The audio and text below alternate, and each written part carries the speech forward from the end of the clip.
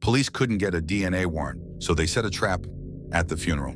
A single cup became the evidence that cracked the case.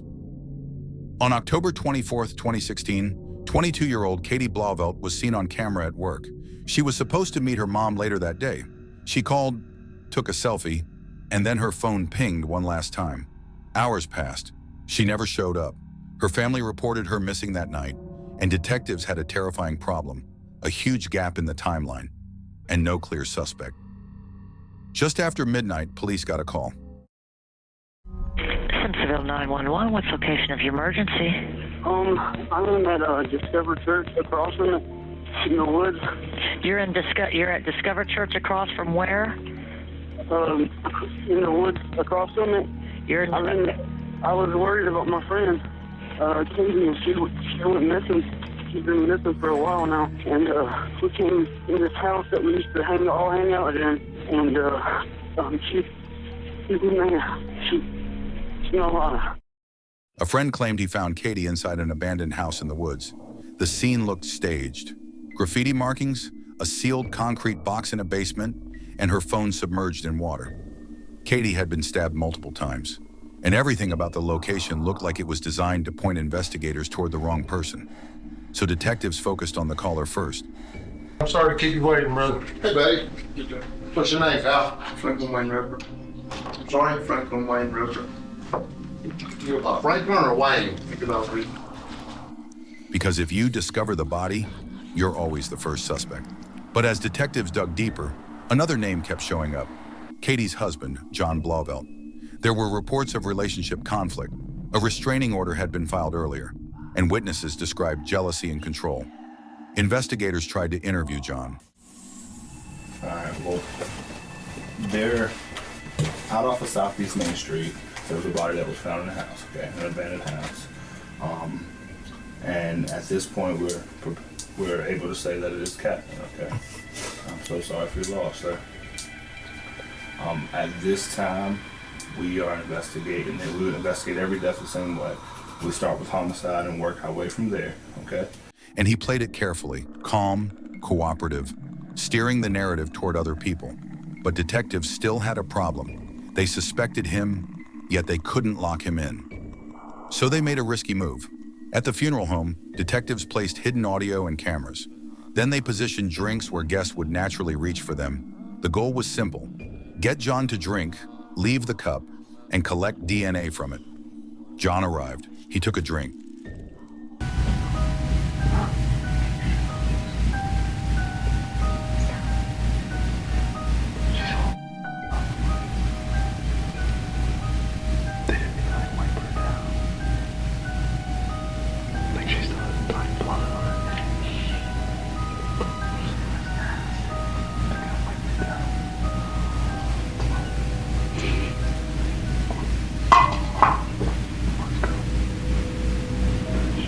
Left the cup behind, and walked out. That single cup gave investigators DNA without a warrant. But before the case could fully close, John disappeared. Hi, Crystal. Hello. How are you? What's been going on since, I don't know, you got a phone call on Wednesday? At 3:30, he called and he said, are y'all at home? And we said no. And he said, okay, all right, bye. And then just hung up.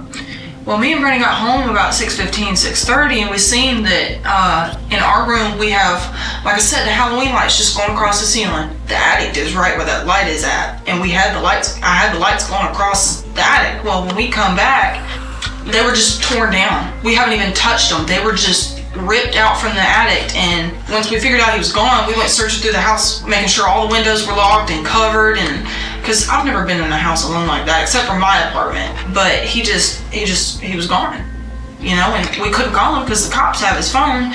I said, Brandon, we need to go back outside and call the Simpsonville Detective Warlock. And I told him what was happening, and he was like, I was like, if you want to come and search the house right now, I'll give you full permission. And he said, well, I can't do that without a warrant. And he was like, and I was like, well, there's no way that somebody can come out here and like search the house or anything like that. And he said, no.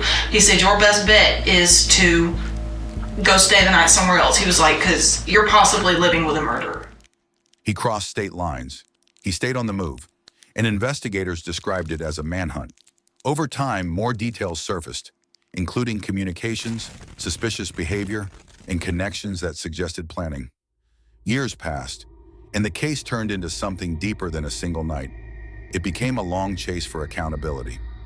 Eventually, forensic results gave investigators the hard link they needed. DNA evidence tied John to Katie, and after years, the case reached its legal end.